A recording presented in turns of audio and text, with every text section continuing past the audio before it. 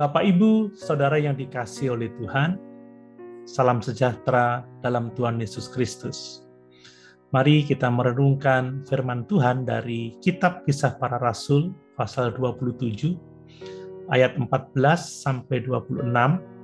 Namun demikian, saya hanya akan membacakan untuk kita sekalian ayat 21 sampai ayat yang ke-26. Demikian firman Tuhan. Dan karena mereka beberapa lamanya tidak makan, berdirilah Paulus di tengah-tengah mereka dan berkata, "Saudara-saudara, jika sekiranya nasihatku dituruti, supaya kita jangan berlayar dari kereta, kita pasti terpelihara dari kesukaran dan kerugian ini. Tetapi sekarang, juga dalam kesukaran ini, aku menasihatkan kamu, supaya kamu tetap bertabah hati, sebab tidak seorang pun di antara kamu yang akan binasa, kecuali kapal ini. Karena tadi malam seorang malaikat dari Allah, yaitu dari Allah yang aku sembah sebagai miliknya, berdiri di sisiku. Dan ia berkata, 'Jangan takut, Paulus, engkau harus menghadap Kaisar. Dan sesungguhnya oleh karunia Allah, maka semua orang yang ada bersama-sama dengan engkau di kapal ini akan selamat karena engkau.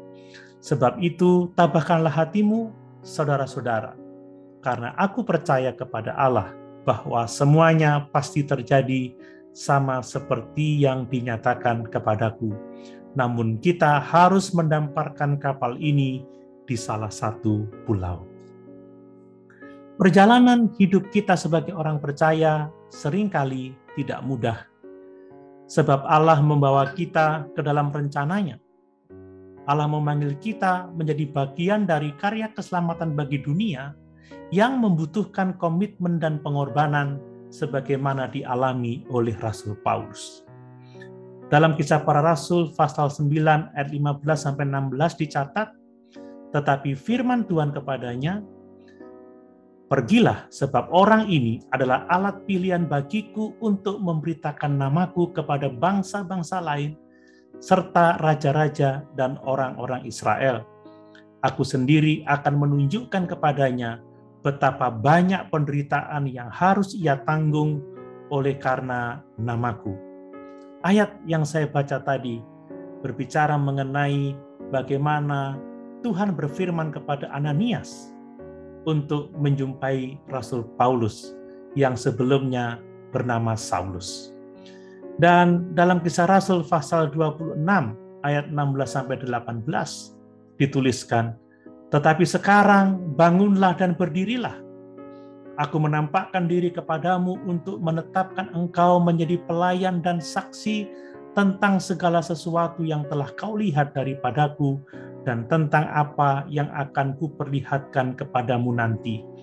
Aku akan mengasingkan engkau dari bangsa ini dan dari bangsa-bangsa lain, dan aku akan mengutus engkau kepada mereka untuk membuka mata mereka, supaya mereka berbalik dari kegelapan kepada terang dan dari kuasa iblis kepada Allah, supaya mereka oleh iman mereka kepadaku memperoleh pengampunan dosa dan mendapat bagian dalam apa yang ditentukan untuk orang-orang yang dikuduskan."